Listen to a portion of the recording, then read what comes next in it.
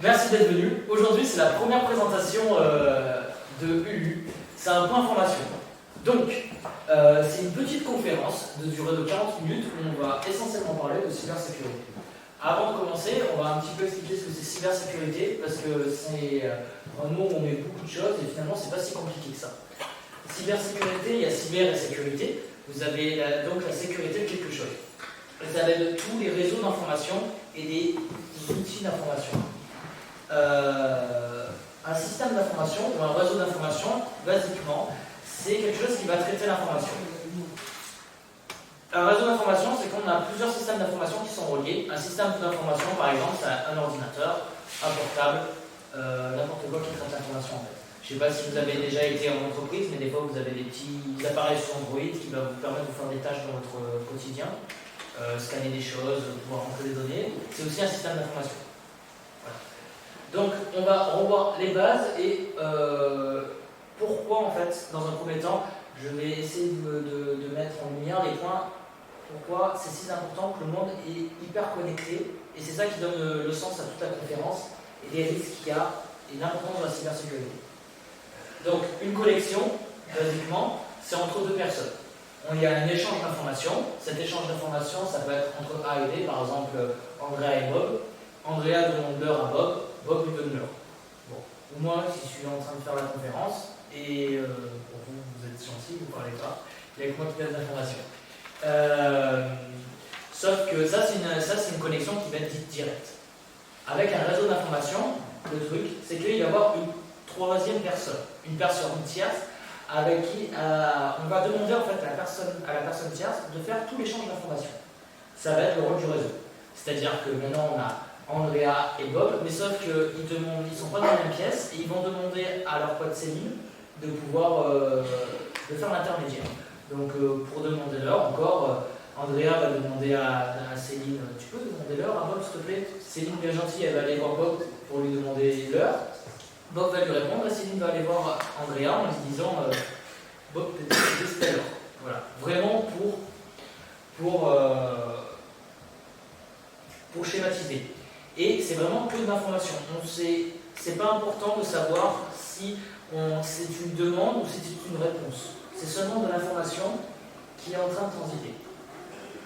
Et là où ça devient vraiment intéressant, c'est quand on commence à avoir plein de connexions. Et ça, c'est le monde où on vit.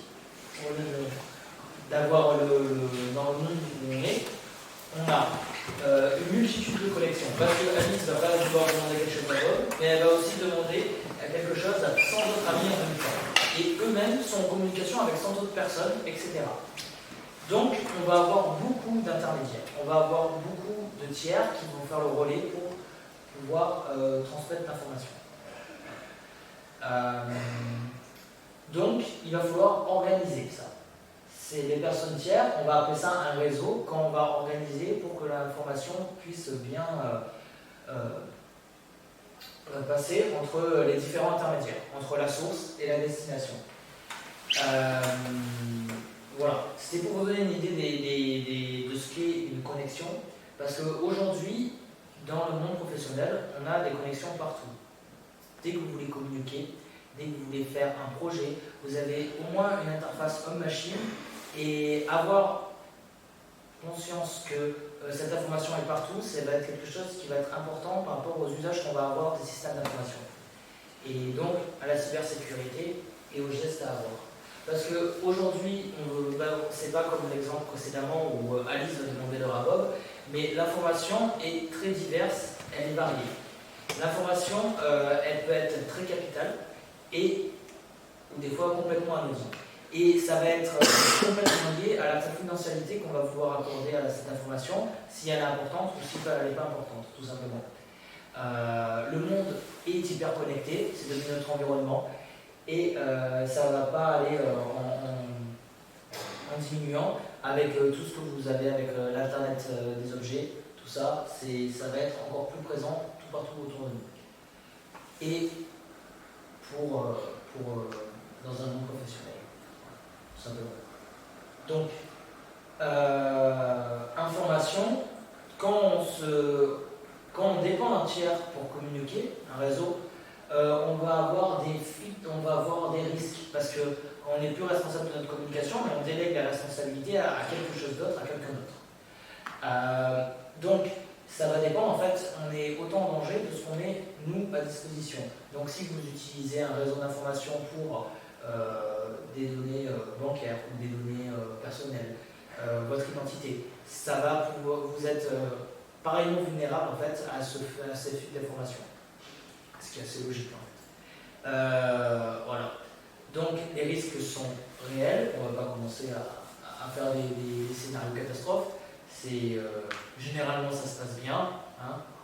C'est pas juste pour avoir une idée, qui a déjà été victime d'une attaque cyber quelques mois? Ouais. Non, jamais de vol de compte de Facebook, non?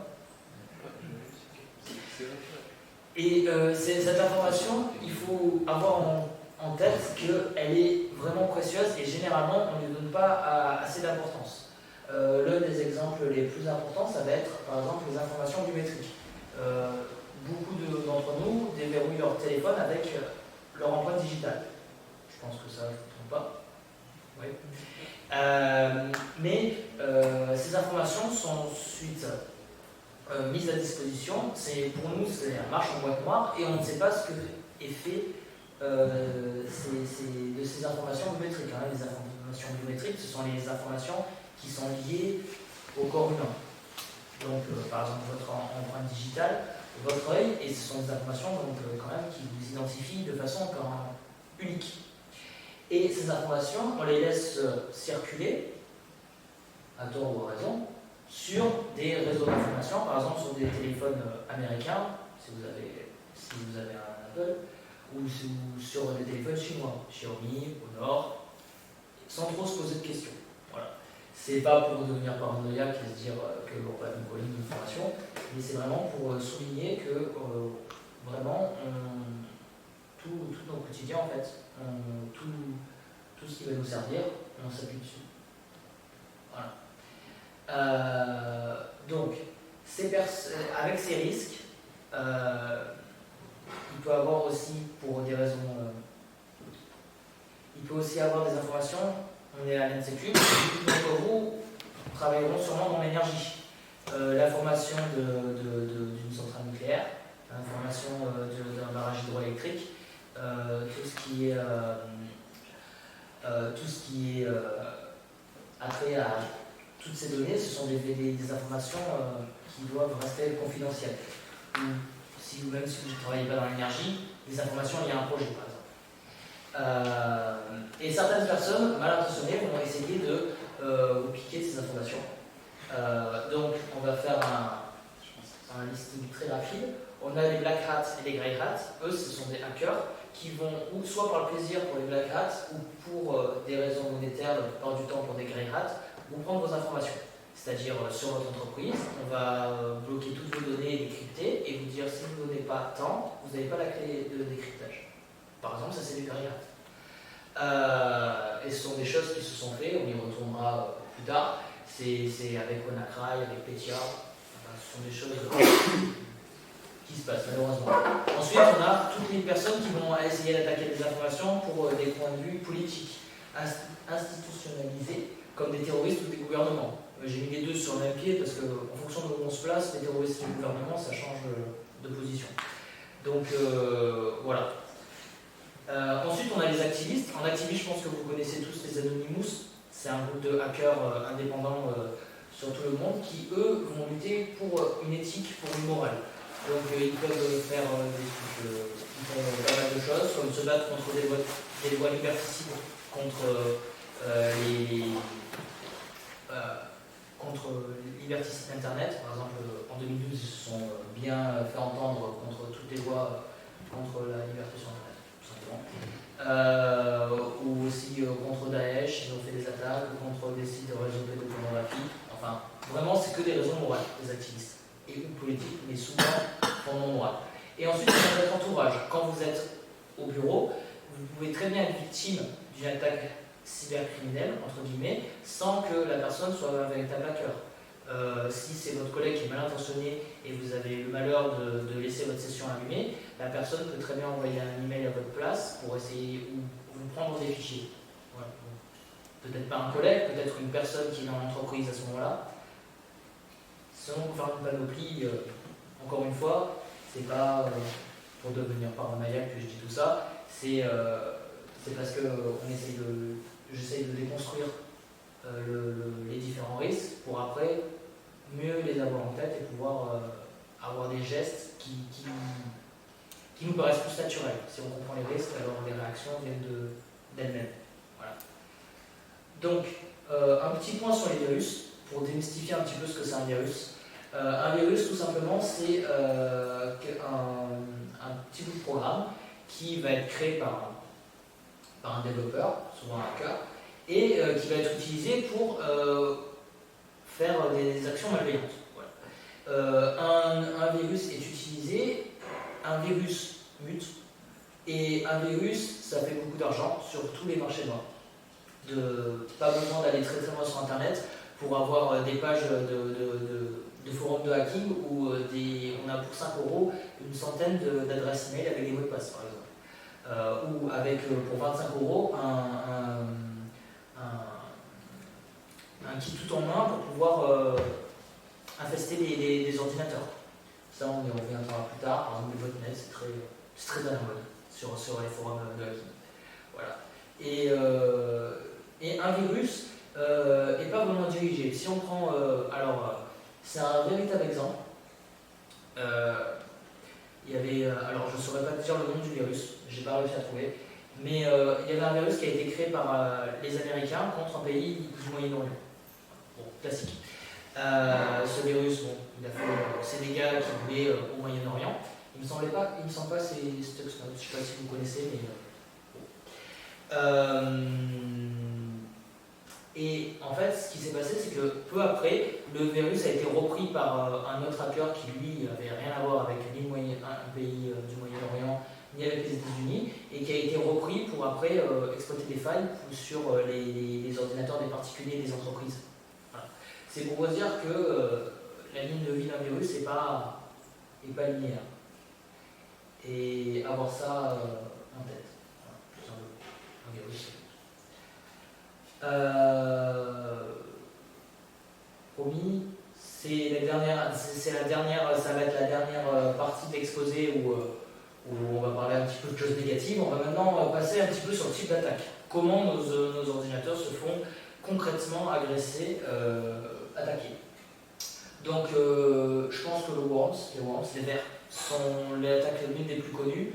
Un ordinateur se fait infester et tout le reste des autres ordinateurs se font infester à partir de l'ordinateur malade. Voilà.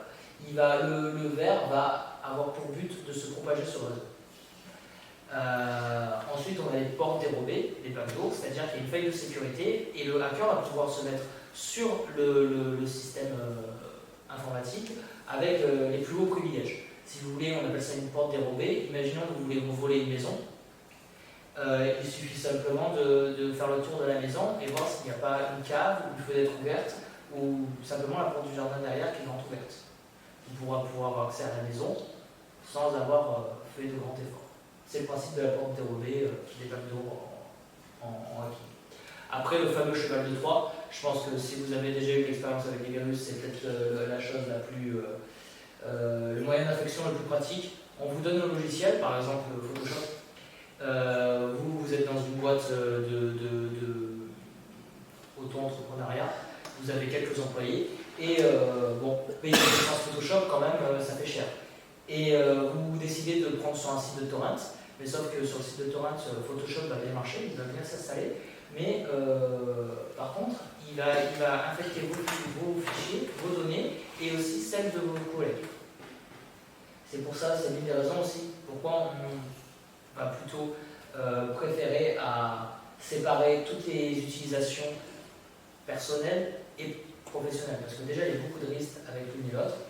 Si on commence à mixer les deux, c'est compliqué. Ça devient encore plus compliqué. Alors, les keyloggers et les botnets, les deux vont ensemble. Généralement, un botnet, c'est un keylogger. Un botnet, c'est un virus qui, une fois sur votre ordinateur, il a le contrôle de tout. Il sait ce que vous faites avec vos fichiers, il sait votre webcam, ce que vous frappez dans un keylogger, ça enregistre vos frappes, un keylogger. Il sait tout. Et il peut même demander à votre ordinateur de faire certaines choses. Un botnet aussi, ça peut pas simplement, je pris beaucoup l'exemple des ordinateurs, mais un botnet par exemple sur une caméra. Ça, c'est le principe des attaques après par délit de service distribué, ou les attaques du DOS. Simplement, imaginons que vous avez une entreprise qui a 50 caméras de surveillance. Et votre entreprise, les caméras sont vulnérables à une faille et elles se font toutes infecter. Mais les caméras sont connectées à votre entreprise, donc à Internet, suivant comment c'est configuré. Un hacker peut, une fois avoir des caméras par exemple infectées, ou n'importe quel système d'information, envoyer des requêtes Internet à n'importe quelle adresse, à n'importe quel serveur, dans le but de le surcharger. Un serveur, c'est une machine distante ou à laquelle on se connecte et on a un service. Par exemple, le serveur dans votre boîte qui vous permet d'avoir toutes les applications que vous allez avoir sur votre boîte, dans votre boîte. Donc, les principes des DOS, des fois, c'est juste pour rendre un service inaccessible. Des fois, c'est simplement pour faire une perte monétaire. Imaginons que vous êtes une centrale nucléaire et que vous perdez votre serveur pendant 6 heures. Ça fait quand même pas mal de pertes, sachant si le serveur permet de faire du monitoring sur le réseau, par exemple.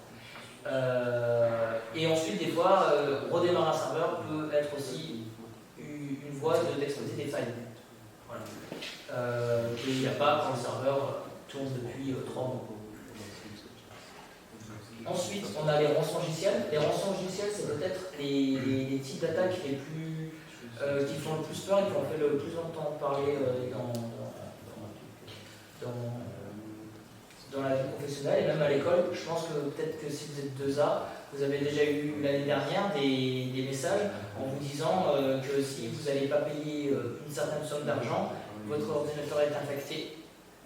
Et si vous ne payez pas, ils ont pris des vidéos sur notre webcam et ils vont les mettre à diffusion.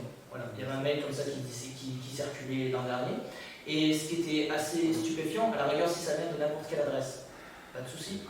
Mais sauf que l'adresse, il y avait une faille de sécurité, et je pense qu'elle est toujours dans les réseaux de l'Ocube. Et en fait, l'expéditeur, c'était vous-même. Donc quand vous recevez un email venant de vous-même de ce type-là, vous prenez plutôt ça. Et ça, c'est une part de l'ingénierie sociale. L'ingénierie sociale, c'est pas sûrement un virus ou une moyenne d'infection, ça va être gagner de la confiance pour pouvoir ensuite avoir des informations. Par exemple, faire du rançongiciel ou faire le type de mail, utiliser une faille de sécurité pour pouvoir faire croire à l'utilisateur qui s'est lui-même envoyé un mail pour ensuite avoir de l'argent, c'est de l'ingénierie sociale. L'ingénierie sociale de plus bas niveau, on va dire, c'est imaginons vous n'avez pas acheté un produit et vous avez contacté un service client pour dire mon produit est cassé, juste pour avoir un produit. Ça, c'est l'ingénierie sociale aussi. Voilà. Et ensuite, on a l'hameçonnage, le phishing. Ça, je pense que c'est une des attaques les plus connues. En gros, on dirait que ça ressemble à Facebook.com, sauf que quand vous vous connectez bien à Facebook, mais entre-temps, ce n'était pas une page légitime et vos informations sont parties sur la machine du hacker, tout simplement. Donc c'est vraiment une page miroir qui n'a pas le même URL, une page de connexion par exemple à votre entreprise et qui va pouvoir prendre vos informations comme ça. Voilà, tout simplement. Qui peut être une chose. Voilà. Après les types d'attaques un petit peu plus exotiques et qu'on pense moins, ça va être les dictionnaires mixés. On va revenir sur comment faire des mots de passe. Ça va être plus pour pouvoir tester plein de combinaisons de mots de passe dans les plus connus et aussi tous les combinaisons, les mots de passe modifiables à partir d'une base. Par exemple, là vous avez le mot de passe sur le transparent. Un dictionnaire mixé va pouvoir sortir des mots de passe de ce type-là. Parce que certaines personnes vont se dire je vais mettre des caractères spéciaux, etc. Comme ça va augmenter la sécurité de mon mot de passe. Un dictionnaire mixé, il vous fait ça sauter en 2 secondes. Voilà. Sachant qu'un dictionnaire mixé, quand c'est mis sur un ordinateur en local, c'est des centaines de milliers, voire des millions de combinaisons par seconde. Ça va vite. Bon. Une attaque du dictionnaire mixé, par exemple, sur Google pour votre votre compte gmail.com, ça ne va pas arriver. Parce que bon, gmail.com, au bout de 5 fois la tentative, il va vous demander un captcha. Est-ce que vous êtes en rouge? Pour voir si c'est vraiment un humain. Mais sur des ordinateurs en local, ça a toute une attaque comme ça a toute sa pertinence. Et ensuite, on a le hacking hardware, on va dire, c'est-à-dire qu'il faut être là physiquement pour pouvoir le faire. Par exemple, quelqu'un qui va mettre sa clé USB dans votre ordinateur pour siphonner tous les mots de passe ou tous les fichiers. Voilà, ça peut prendre quelques minutes et la personne, on veut pas mal de fichiers, en tout cas celles qui l'intéressent. Donc mot de passe, fichier temporaire, en fonction de la clé USB, ou pouvoir infecter quelque chose directement. Et aussi, ça peut même aller plus loin. Par exemple, il y a certains types de hacking où on va directement prendre la mémoire vive et la retirer de l'ordinateur pendant que l'ordinateur fonctionne. Et l'information, les données temporaires qui sont sur la mémoire vive vont rester jusqu'à ce qu'elles arrivent dans la machine du hacker, qui vient de prendre votre carte. Oui, ça ne se fait pas comme ça. Mais c'est le principe. Voilà. Contre ça, c'est pas la jaune. Et il y a des institutions qui permettent, et des personnes qui permettent que ça soit un petit peu plus transparent. Nous avons la CNIL et la NSSI. La NSSI et la CNIL, c'est simple, ce sont des organisations gouvernementales. Alors la NSSI, c'est plus, l'ANSSI on va dire, c'est plus pour la sécurité vraiment gouvernementale, donc interministérielle, c'est sous le chapeau du ministère de la Défense. Ils ont plein de missions. Cette mini-conférence est basée sur le MOOC de la CNIL, qui peut être fait en une quinzaine d'heures, et qui vous parle de ce que je vous parle, mais un petit peu plus longuement, un petit peu plus posé. Et la CNIL, peut-être que vous avez déjà eu, quand vous voulez des informations, ça aussi, ça sensibilise la CNIL, ça gère quelques trucs au niveau d'Internet sur tout ce qui est législatif, etc. Administratif. Voilà. Par exemple, l'ANSSI va, pour des entreprises, certifier des logiciels et leur dire ces logiciels, vous pouvez les utiliser, ils sont certifiés, il n'y a pas de faille, ils ne sont pas affectés. Parce que l'ANSSI, ce sont des gens ce sont des experts en sécurité. En parlant d'experts en sécurité, on a ce qu'on appelle les white hats, les gentils-hackers, entre guillemets, qui, eux, sont là pour repérer des failles. Vous avez, par exemple, j'ai noté le nom parce que je n'avais jamais revenir, mais il mérite d'être nommé Barnaby Jack, qui lui est un white hat et qui a plusieurs fois signalé des failles sur des installations médicales, sur des distributeurs automatiques d'argent. Par exemple, à un moment, il est arrivé, il a dit qu'une certaine industrie qui faisait des pacemakers, donc ce qui garde basiquement les gens en vie, il y avait une faille de sécurité dessus et qui pouvait être exploitée quand une personne avec ce dispositif s'approchait de vous à 30 mètres. Donc, si quelqu'un mal intentionné avait vu cette faille ou avait exploité cette faille, ça aurait pu faire de gros problèmes. Et cette personne, les white hats, vont exposer ces failles, tout simplement.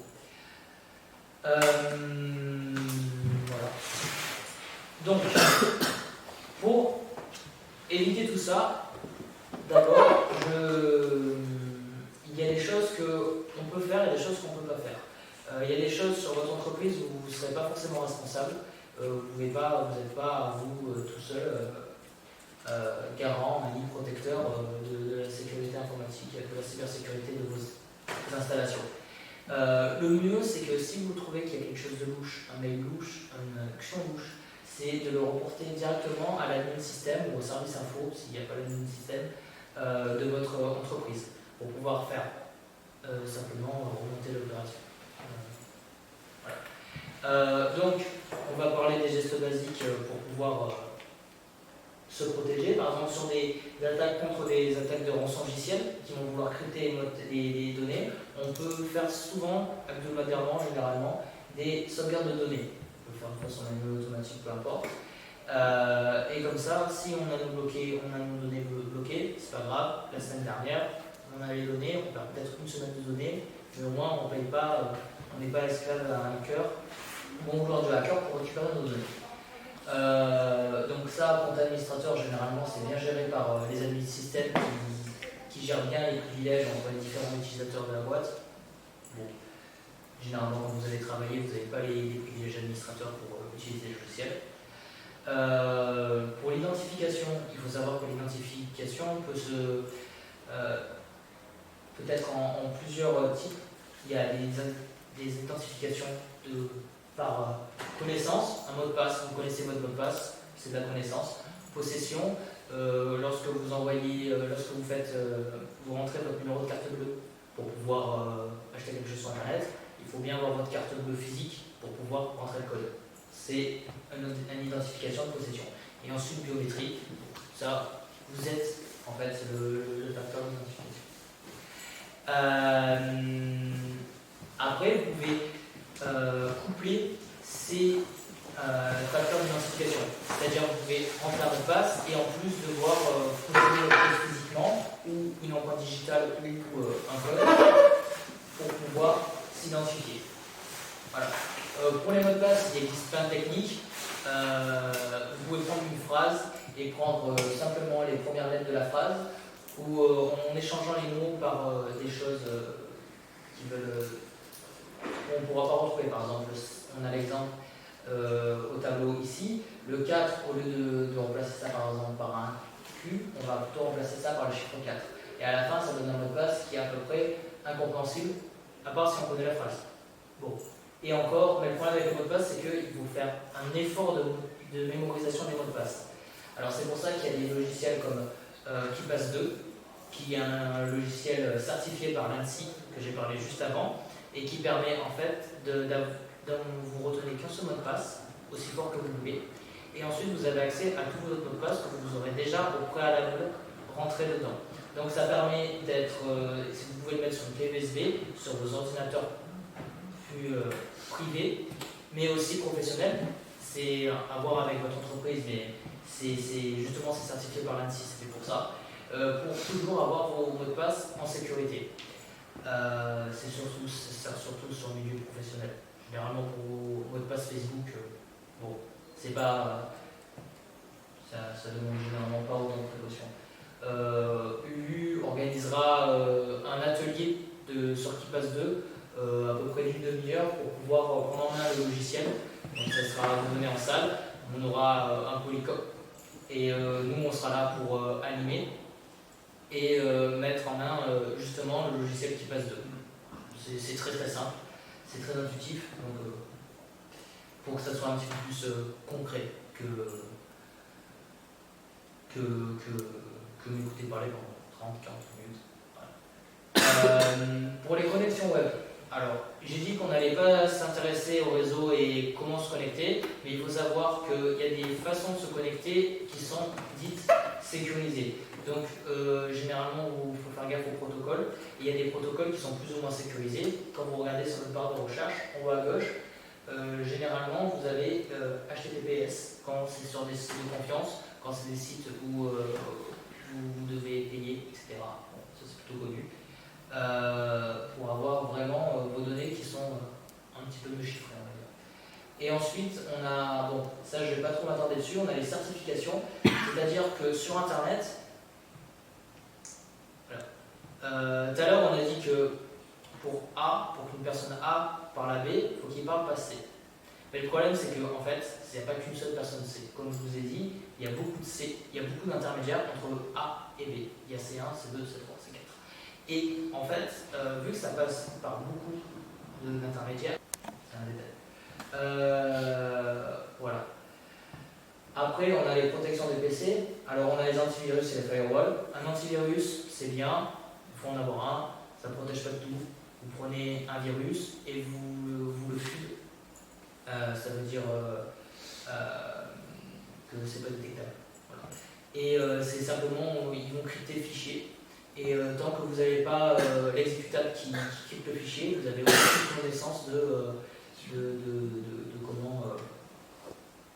d'identifier le virus. Voilà. Donc un antivirus c'est bien, mais c'est vraiment le minimum. Vous ne croyez pas vous protéger parce que vous avez un antivirus. C'est vraiment le B.A.-ba. Et un firewall, lui, il va faire la frontière entre votre réseau domestique, votre réseau d'entreprise et les autres réseaux, le réseau extérieur. Et il ne va pas regarder ce qu'il y a dans vos informations, il ne va pas ouvrir vos paquets, mais par contre, lui, il va regarder si les informations sont censées aller au bon endroit. Pour schématiser, vous avez un serveur, un réseau, et vous avez plein de portes d'entrée, on appelle ça des ports. Et sur chaque port, vous avez plein de façons de vous connecter à un port, à rentrer dans votre réseau. On appelle ça des protocoles. Un firewall, un pare-feu, va lui faire bien gaffe que certains ports rentrent d'une certaine façon. Voilà. Il gère les entrées-sorties et comment ça rentre et comment ça sort, si ça sort bien dans les bonnes conditions. Voilà, tout simplement. Les messageries, il faut se faire gaffe, surtout sur les formats des fichiers. C'est pas parce que c'est pas un exécutable que ça peut pas être un virus. Simplement, ça peut venir d'une faille du lecteur qui lit les fichiers et très bien un point PNG ou un point Word peut être infecté. Voilà. C'est une fausse idée généralement qu'on a que parce que c'est pas un point exe, on est à l'abri. Un point PNG, même si c'est plus rare, peut être aussi infecté. On se méfie des mails. Par exemple, il y a un mail un exemple de Romain et qui lui il a eu un mail de lui-même lui envoyant une pièce, un drive projet voilà. Il faut faire on n'ouvre pas les liens voilà. Tout simplement on ne connaît pas la source, on n'ouvre pas les liens et même quand on connaît la source à connecter avec l'ingénierie sociale, si vous êtes au boulot et qu'on vous demande par lien un projet et que ça paraît pas, c'est pas dans votre façon de procéder, etc. Vous le faites pas, vous demandez à la personne en main propre ou à quelqu'un d'autre, mais on se méfie des mails. C'est vraiment capital. Ça peut être votre boss qui vous demande quelque chose. Si votre boss a été infecté, c'est que sur une entreprise, celui qui a tous les droits, c'est pas le PDG. En tout cas, pas sur les mails, sur l'informatique, ça va être l'admin système. Donc c'est-à-dire que un plus haut gradé, un N+1, un N+2 peuvent être affectés et le hacker peut profiter de cette supériorité hiérarchique pour vous voler des informations parce que vous avez confiance en votre supérieur, en son état de c'est votre supérieur quand même, c'est pas infecté. Donc il faut vraiment se méfier aux mails. Voilà. Bon, généralement quand c'est pas écrit en très bon français, c'est pas non plus très bon signe. Ça c'est généralement ça se voit. Un cookie. Alors j'ai dit qu'on ne va pas parler de choses techniques, mais on va prendre un petit peu de temps pour parler des cookies. C'est l'un des derniers points de la mini-conférence. Un cookie, c'est un petit fichier temporaire qui est sur votre ordinateur et qui permet au service web, au site internet, au serveur web, de pouvoir faire plein de trucs super cool. C'est-à-dire qui va permettre de vous donner des fonctionnalités, mais aussi qui va prendre vos données au passage. Par exemple, sur tous les sites où vous avez un encadré, vous avez un pouce Facebook, Twitter, n'importe quoi, sachez que Facebook, Twitter, si vous avez autorisé leurs cookies, et je pense qu'au moment où on vous a dit venez lire nos conditions, etc., pour faire le tri sur les cookies, vous avez dit j'accepte. Et eux, ils peuvent tracer tous les sites où vous êtes allé et qu'il y a ces boutons-là, ce qui est quand même une bonne partie des sites, eh ben, ils savent que vous êtes là. Et voilà. C'est pour ça que par exemple la CNIL, que je parlais précédemment, on fait un outil directement sur le site internet pour brider les cookies. Pour que ça soit. C'est beaucoup plus intuitif que sur les sites quand on vous demande votre avis sur ce que vous voulez et ce que vous ne voulez pas. Et voilà. Il y a des outils en ligne sur l'ANSSI, sur la CNIL pour pouvoir maîtriser nos utilisations, les cookies qui sont un petit peu obscurs. Vous dire comme ça, vous pouvez comprendre le principe, mais pas comment savoir faire concrètement. Vous avez des sites comme la CNIL. Voilà. C'est la fin de la mini-conférence. C'était vraiment rapide, c'était vraiment pour donner une vue d'ensemble sur la cybersécurité, sur l'esprit de ce qu'il faut faire et ce qu'il ne faut pas faire, de pas une paranoïa. Voilà. Il y a des risques quand vous traversez la route, vous pouvez vous faire écraser pendant que vous continuez à traverser la route, je pense, c'est bien pratique. Pareil pour les systèmes d'information, c'est super pratique, on s'en sert, c'est indispensable pour les boulots d'aujourd'hui et de demain, mais c'est votre responsabilité maintenant plus tard surtout, de en faire un bon usage et au moins de limiter les risques. Voilà. Donc,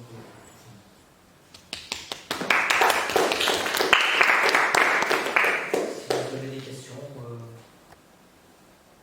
peut-être sur quelque chose.